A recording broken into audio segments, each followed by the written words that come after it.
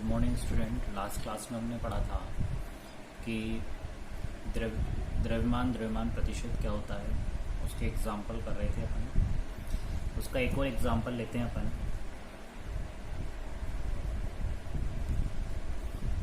कि 15 ग्राम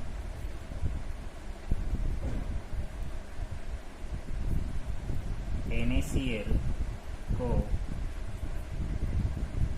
जल में घोलकर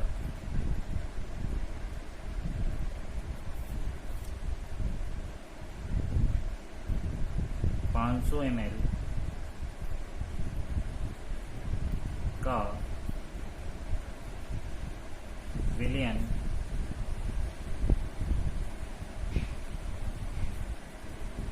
बनाया गया है।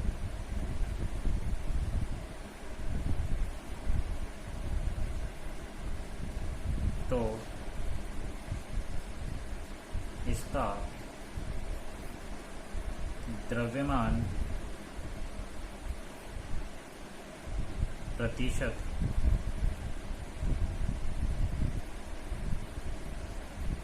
ज्ञात करो।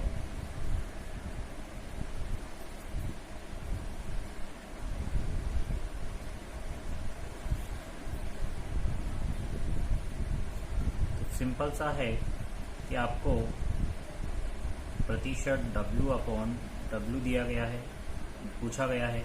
इसमें आपको WB अपॉन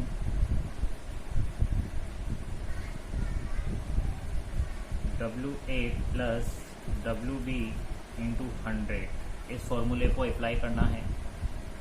अब इसके अनुसार आपको WB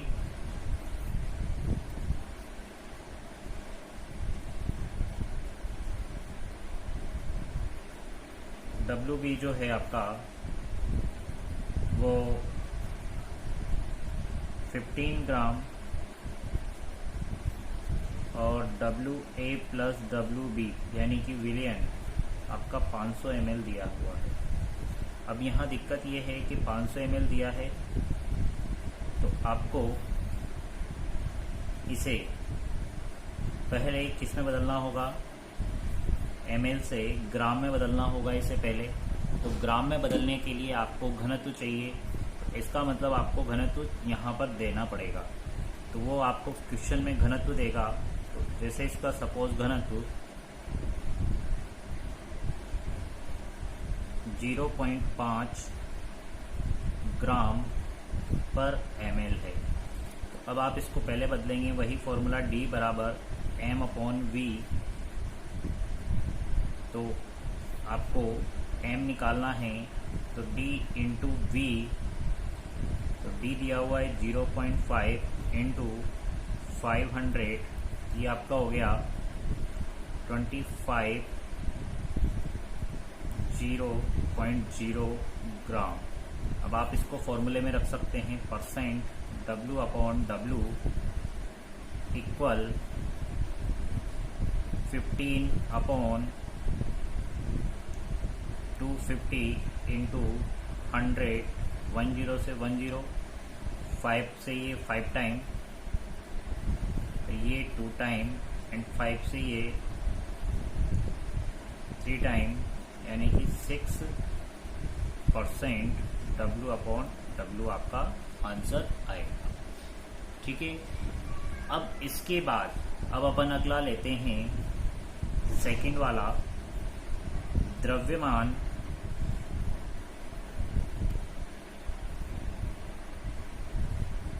द्रव्यमान आयतन प्रतिशत। ठीक। अब इसमें ध्यान देने वाली बात यह है कि अपन ने जो अभी क्वेश्चन किया वो द्रव्यमान प्रतिशत वाला था। अब आपको जो क्वेश्चन करा है उसमें आपके W/W यानी दोनों विलय और विलयन दोनों आपके किस में थे, भार इकाइयों में थे। आपको यहाँ पर किस में लेना है, अब आपको यहाँ पर विलयन और विलय दोनों भागों को आपको अलग अलग में लेना है। तो तो यहाँ परिभाषा क्या होगी, 100 ml विलयन में उपस्थित विलय की ग्राम में मात्रा। ठीक है, तो आगे वाला भाग जो होता है वो विलय को बताता है और पीछे जो है वो किसको बता रहा है, विलयन को बता रहा है कि मात्रा प्रतिशत W/V कहलाती है। W ये और V ये। ठीक है, तो अब यहाँ पर जो फॉर्मूला बनेगा वो प्रतिशत W/V इक्वल WD/V, तो ये ml में आएगा इंटू 100। ये आपके पास एक फॉर्मूला जनरेट होगा, इसके थ्रू आप आगे क्वेश्चन सॉल्व कर सकते हैं। तो अब इससे रिलेटेड अपन क्वेश्चन करते हैं कि भाई 2% W/V NaCl, 2% W/V NaCl विलयन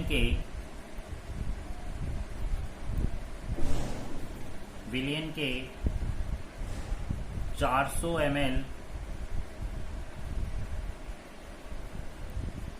बनने में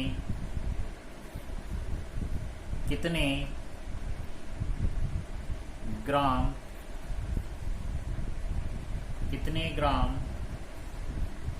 NaCl की आवश्यकता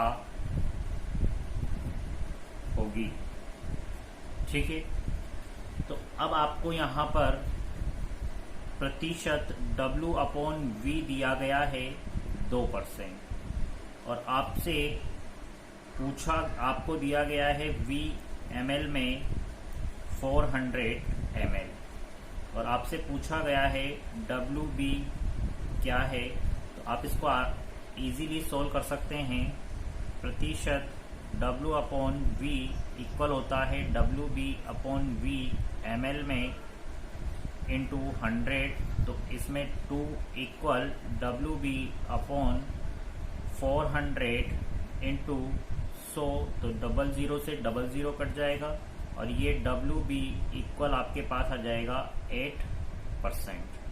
ठीक है, तो 8 ग्राम। इस प्रकार आप यहाँ पर क्वेश्चन सॉल्व कर सकते हैं। ठीक है, इसके बाद में आपके एक और क्वेश्चन सॉल्व करते हैं अपन कि 10 ग्राम यूरिया को जल में घोल कर कुल आयतन 500 ml किया गया है,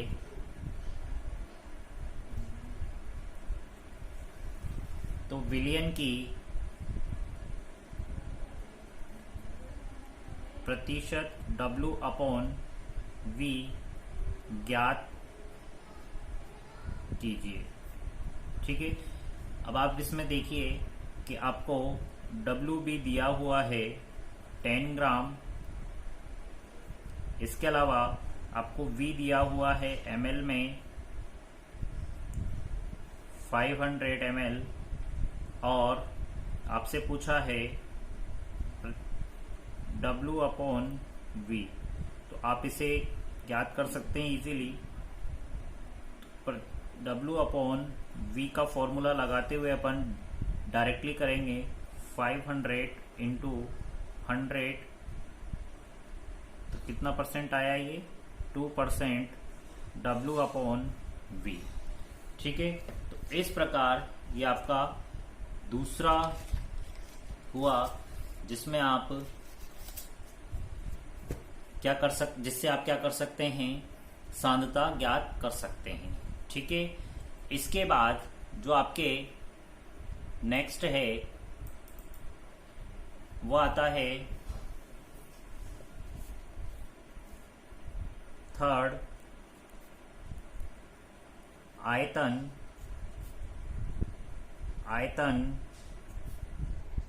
प्रतिशत। ठीक है, आयतन प्रतिशत। तो आयतन प्रतिशत, इसको आप रिप्रेजेंट करेंगे परसेंटेज V अपॉन V से। किससे रिप्रेजेंट करेंगे? V अपॉन V से रिप्रेजेंट करेंगे। तो इसकी परिभाषा क्या बनेगी? 100 ml विलियन में उपस्थित विलय की ml में मात्रा। इसके स्थान पर आप विलय का आयतन भी लिख सकते हैं। ठीक, क्या कहलाती है? परसेंटेज V अपॉन V कहलाती है। ठीक है, अब इससे रिलेटेड अपन क्वेश्चन करने से पहले इसका एक फॉर्मूला जनरेट कर लेते हैं, V अपॉन V। तो WV यानी कि विलय का आयतन अपॉन V, ये पूरा कुल आयतन है विलयन का, इंटू 100। ठीक है, अब इससे रिलेटेड अपन एग्जाम्पल कर लेते हैं कि भाई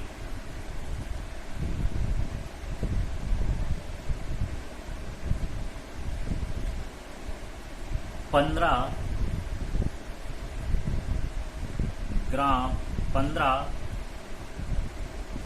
इसको इस तरह से नहीं, 15 ml विलय को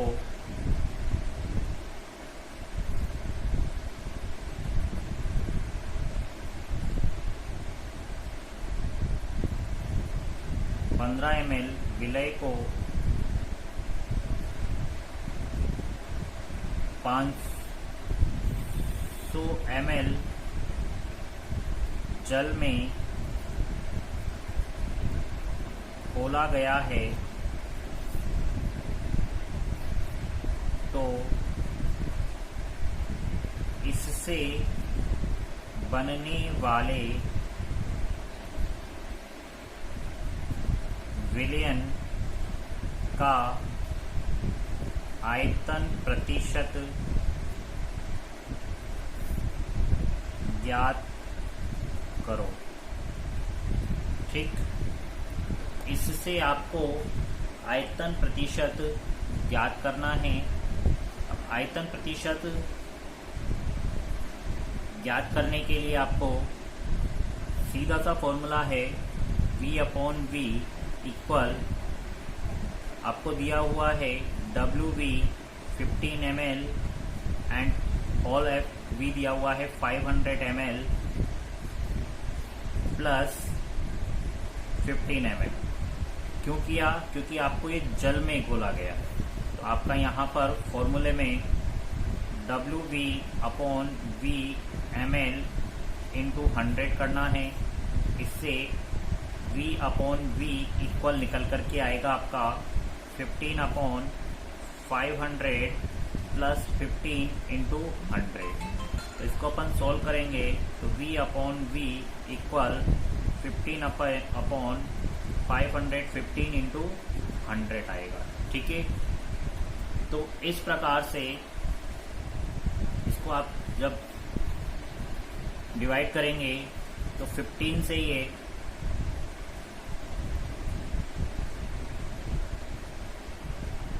आपके 5 से काट दीजिए। अब इसको डिवाइड कर दीजिए तो 3 टाइम्स एंड 103।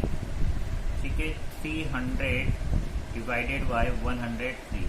इसको आप आगे डिवाइड कर सकते हैं। ठीक, इस प्रकार से आपको आयतन प्रतिशत ज्ञात करना है। ठीक है,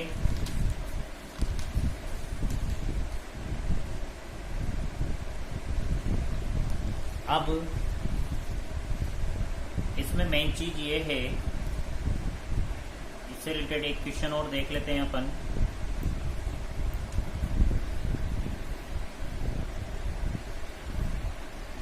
%% ग्लूकोज का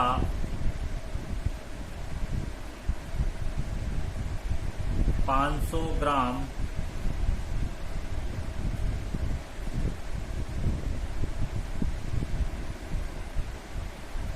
सॉरी 500 ml विलयन बनाया गया है।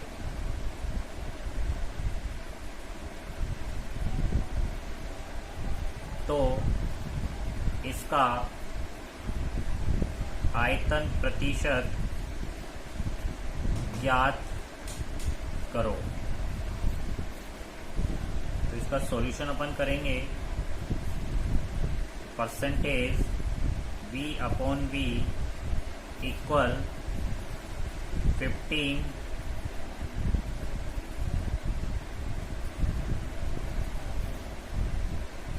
यहाँ पर 15 ml है, 15/500 इंटू 100, तो ये आपके आ गया 3% V/V। इस प्रकार इसमें ज़्यादा हार्ड क्वेश्चन नहीं आते हैं आपके, इसी तरह से सिंपल क्वेश्चन आते हैं। अब वो एक क्वेश्चन ऐसे भी दे सकता है जैसे 15% W/V ग्लूकोज का विलयन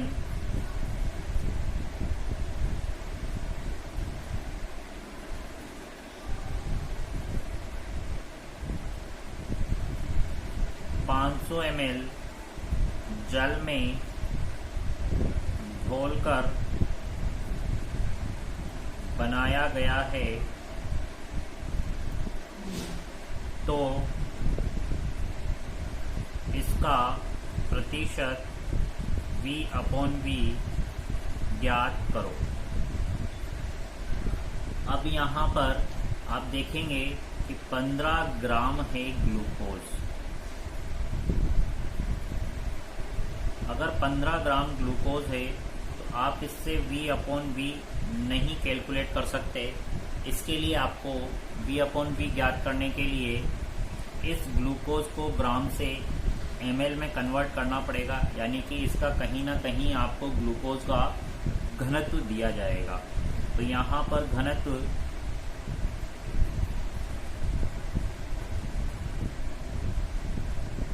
0.5 ग्राम पर ml। तो इससे आप m निकाल सकते हो। तो D इंटू V 0.5 इंटू 15 75, यानी कि आपका ये आएगा 7.5। तो यहाँ पर 7.5 अपॉन 500 प्लस 7.5 इंटू 100, तो ये आपका आ जाएगा 7.5 अपॉन 7.5 इंटू 100। पॉइंट से पॉइंट हटा दीजिए और इसको आप आगे कैलकुलेट करके परसेंटेज का निकाल सकते हैं। ठीक है, तो इस प्रकार से आपके ये 3 प्रकार की सांद्रताएं हुई। पहला था आपके भार सांद्रता, दूसरा था आपके द्रव्यमान आयतन, और तीसरा आपके था आयतन प्रतिशत। अब इसके बाद चौथी आपके आती है एक मोल भिन्न या मोल अंश या मोल प्रभाज। ठीक है, अब ये मोल भिन्न, मोल अंश या मोल प्रभाज क्या होता है, इसकी सीधी सी परिभाषा ये है कि किसी भी मिश्रण या विलयन, आप किसी भी मिश्रण को ले सकते हो या विलयन को ले सकते हो, किसी भी विलयन के अंदर किसी विलयन के अंदर जितने भी अवयव होंगे उन सब के लिए अलग अलग क्या होंगे, मोल अंश होंगे या मोल भिन्न होंगे। तो इसमें परिभाषा क्या बनेगी, किसी विलयन में उपस्थित किसी अवयव के मोल अंश उस अवयव के मोल और विलयन के कुल मोलों का अनुपात होता है। तो आप इसको कैसे लिखोगे, किसी विलयन में उपस्थित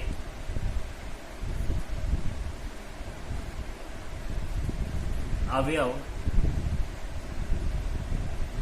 के मोल अंश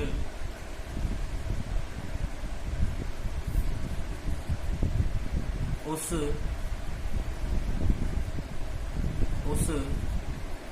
अवयव के मोल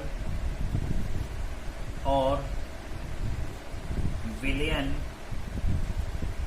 के कुल मोल का अनुपात होता है। ठीक है, इसे x द्वारा प्रदर्शित करते हैं। तो यहाँ पर मोल अंश के लिए अगर अपन फॉर्मूला देखें तो मोल अंश बराबर अवयव के मोल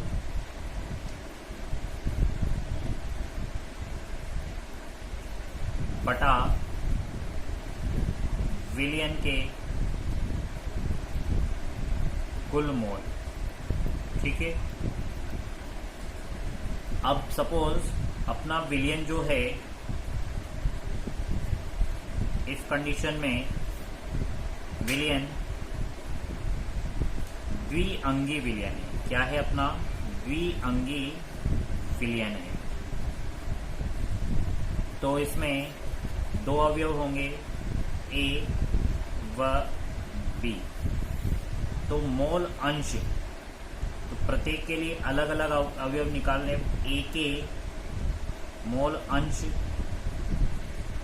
इसको आप रिप्रेजेंट करेंगे x A से, और A के मोल यानी कि NA अपॉन विलयन में कुल A प्लस NB। ठीक है, ऐसे ही B के मोल अंश जो होंगे वो होंगे XB equal NB upon NA plus NB। अब यहाँ पर A के मोल और विलयन की कुल मोल दोनों हैं। ठीक है, तो अगर आप NA और NB को आगे बढ़ाना चाहते हैं तो NA, चूंकि NA बराबर क्या होगा, NA यानी कि मोल बराबर क्या होता है, भार बटा अणुभार। तो WA विलय के ये भार बटा MB इसका MA इसका अणुभार, और NB बराबर क्या होगा, WB बटा MB। इन फॉर्मूले को इनमें रखेंगे तो ये बन जाएगा आपका WA अपॉन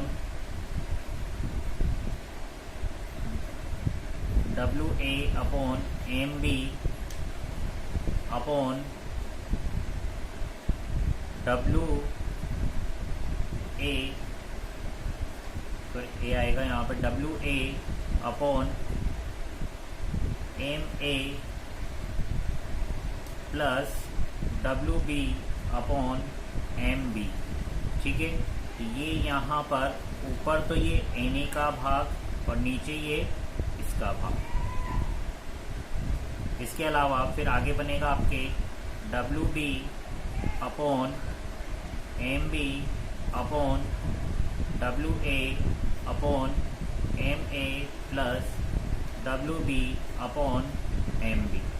ठीक है, इस प्रकार से आप इससे मोल अंश निकाल सकते हैं। ठीक है, किसी भी भाग का। अब इसके बाद में एक चीज मोस्ट इम्पॉर्टेंट है कि किसी भी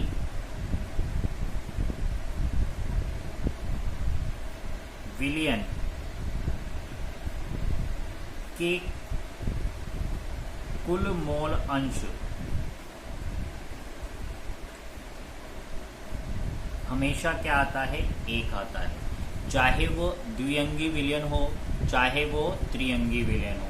मोल अंश हमेशा कितना आता है, 1 आता है।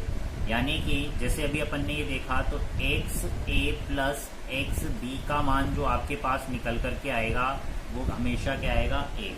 अगर 3 त्रिअंगी विलयन है तो यहाँ पर XA plus XB plus XC बराबर आपके पास 1 आएगा। चाहे आपके पास कितने भी अवयवों वाला विलयन हो, उन सबका जो कुल मोल अंश आएगा वो कितना आएगा, आपके पास 1 आएगा। ठीक है, अब इससे संबंधित अपन एक क्वेश्चन कर लेते हैं, एग्जाम्पल देख लेते हैं इसका कि एक विलयन में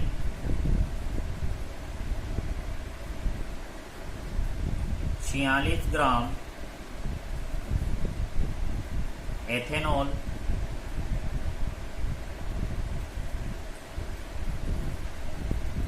दूसरा है 32 ग्राम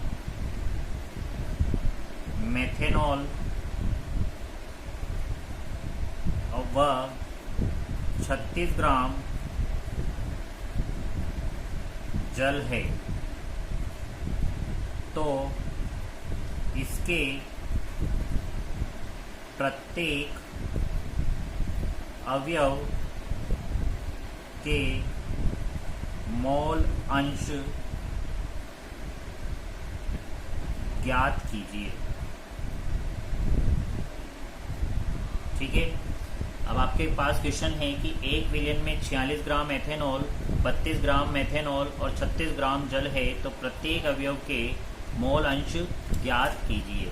तो अपन प्रत्येक अवयव के मोल अंश ज्ञात करेंगे। तो इसमें सबसे पहले आप देखिए कि आपको सबके मोल निकालने हैं, फिर उनके मोलों को आप क्या करोगे, यूज करोगे। तो आपको Na यानी कि एथेनॉल मान लिया, Nb मेथेनॉल मान लिया और Nc जल मान लिया। तो आपको Na निकालना है, तो आपको पहले इसका WA अपॉन MA, Nb निकालना है तो WB अपॉन MB और NC निकालना है तो WC अपॉन MC निकालना होगा। तो इनके WA तीनों के दे रखे हैं, लेकिन आपको इनके MA, MB और MC निकालने हैं। तो MA यानी कि अणुभार, तो इससे के लिए आपको पहले एथेनॉल का सूत्र पता होना चाहिए, C2H5OH, ये आपने 11th में पढ़ा होगा। MB बराबर CH3OH और MC बराबर H2O। तो MA कितना होगा इसका, कार्बन का 12 यानी कि 2 का कितना हुआ, 2 × 12 प्लस 5 × 1 प्लस 16 × 1 प्लस 1, ये तो हुआ एथेनॉल का। MB 12 plus 3 × 1 plus 16 × 1 plus 1। MC आपका होगा 2 × 1 प्लस 16। तो आपका MA जो आएगा यहाँ पर निकल करके वो आएगा आपके 46। MB जो आपके निकल करके आएगा वो आएगा आपके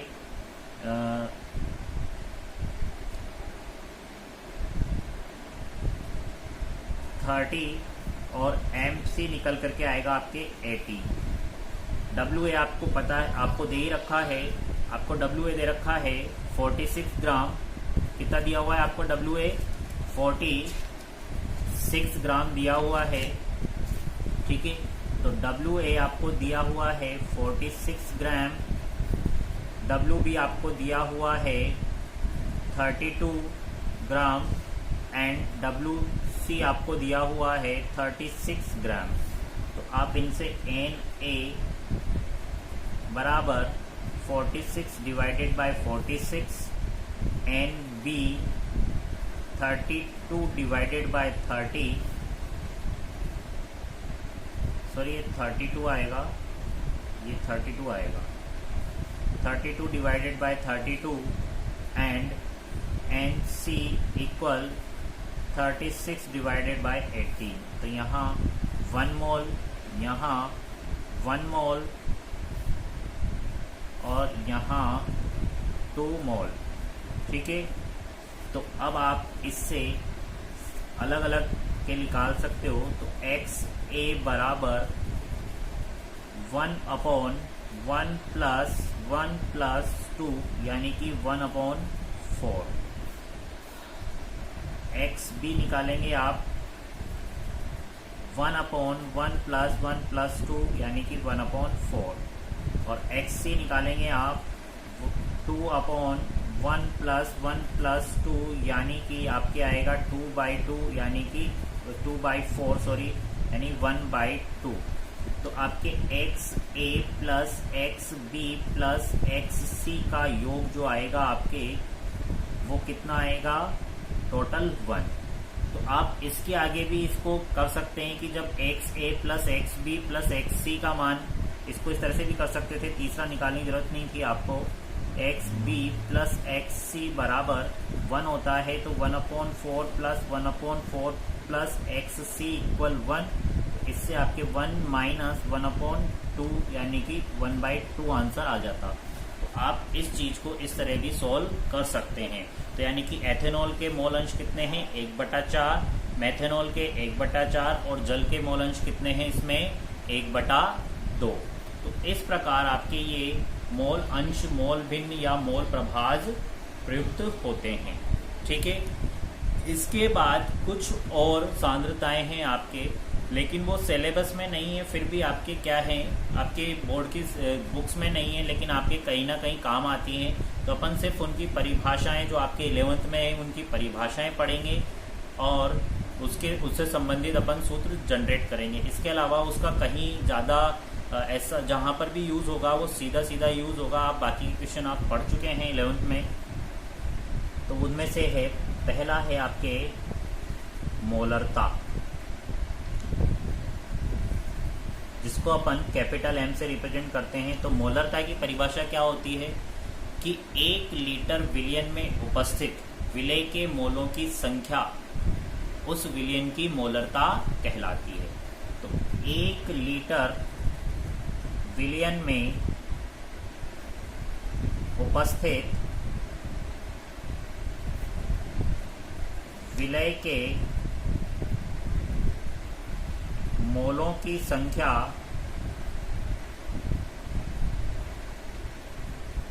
उस विलयन की मोलरता कहलाती है।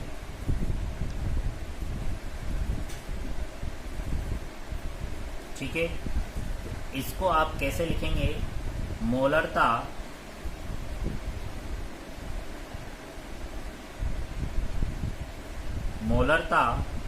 बराबर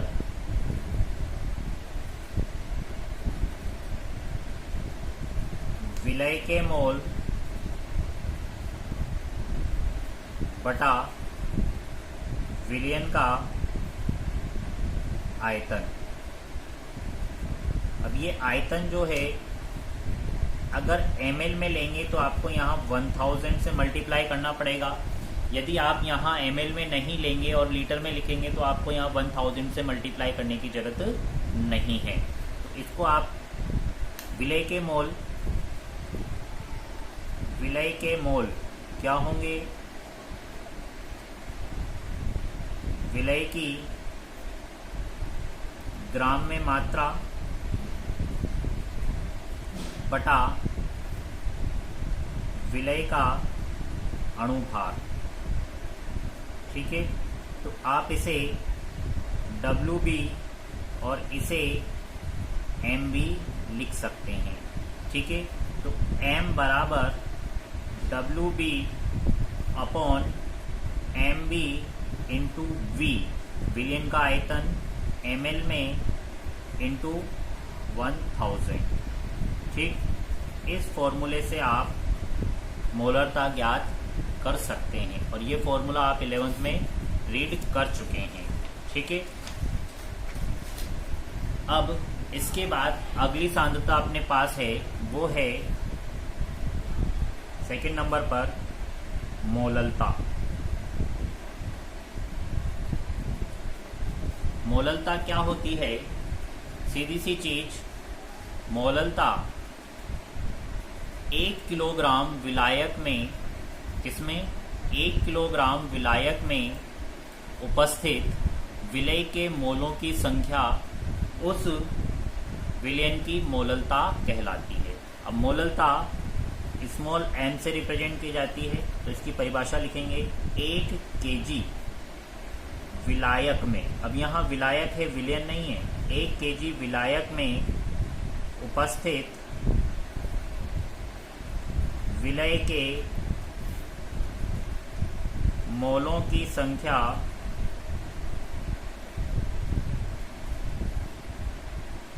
उस विलयन की मोललता कहलाती है। ठीक है, तो यहाँ पर आपको मोललता बराबर मिलेगी विलय के मोल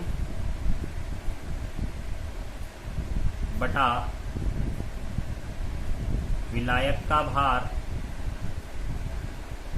किसमें? ग्राम में। यदि आप ग्राम में नहीं लेते, किलोग्राम में लेते हो, तो आपको यहाँ 1000 लगाने की जरूरत नहीं है। तो M बराबर WB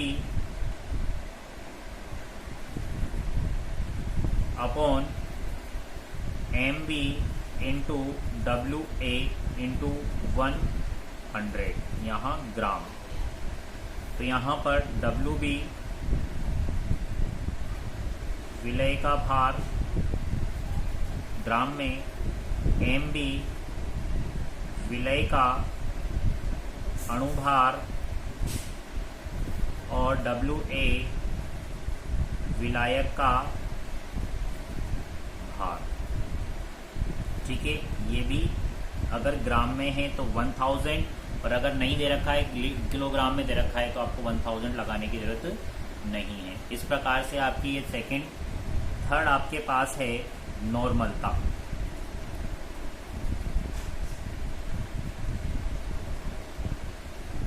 अब नॉर्मलता क्या होती है कि 1 लीटर विलयन में उपस्थित विलय के ग्राम तुल्यांकों की संख्या उस विलयन की नॉर्मलता कहलाती है। अब ग्राम तुल्यांक यानी कि विलय की ग्राम में मात्रा, या फिर आप ऐसे कह सकते हो ग्राम तुल्यांक मतलब विलय की ग्राम में मात्रा बटा उसका अणुभार इंटू संयोजकता, ये उसके ग्राम तुल्यांक कहलाती है। यानी कि तुल्यांकी भार बटा अणुभार क्या कहलाता है? यहाँ पर ग्राम तुल्यांक कहलाता है। तो इसकी परिभाषा क्या होगी? 1 लीटर विलयन में उपस्थित विलय के ग्राम तुल्यांकों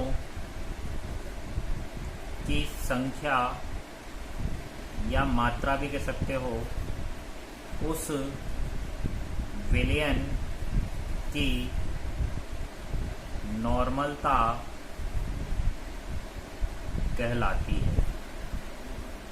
ठीक है, तो 1 लीटर विलयन में उपस्थित विलय के ग्राम तुल्यांकों की संख्या या मात्रा उस विलयन की नॉर्मलता कहलाती है। तो यानी कि इसके लिए फॉर्मूला बनेगा नॉर्मलता बराबर विलय के ग्राम तुल्यांक बटा विलयन का आयतन ml में है तो 1000 से मल्टीप्लाई। अब विलय के ग्राम तुल्यांक,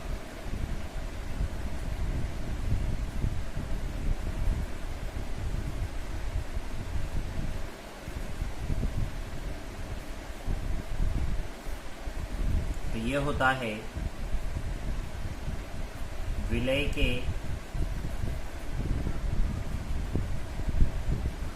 या फिर विलय का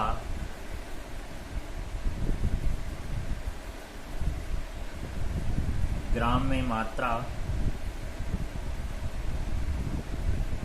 बटा विलय का अणुभार और इनटू संयोजकता, वैलेंसी फैक्टर जिसको अपन कहते हैं। ठीक है, इसे फॉर्मूले में रखेंगे अपन, तो यहाँ पर आएगा WB upon MB into V ml और इंटू अपने ऊपर आ जाएगा वैलेंसी फैक्टर यानी संयोजकता इंटू 1000। तो इस प्रकार आपके ये 3 और भी हैं जो क्या हैं, आपके यहाँ पर सांद्रता को व्यक्त करने वाली इकाइयाँ हैं। इसके अलावा एक मोस्ट इम्पॉर्टेंट पार्ट है, नोट है, वो इसको ध्यान से देखिए कि आपके अपन ने पढ़ा कि भाई मोललता,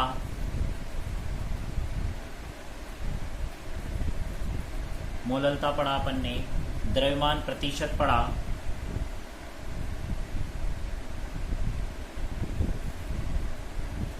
इसके अलावा द्रव्यमान आयतन प्रतिशत पढ़ा। ठीक है, और इसके अलावा अपन ने पढ़ा मोल अंश पढ़ा।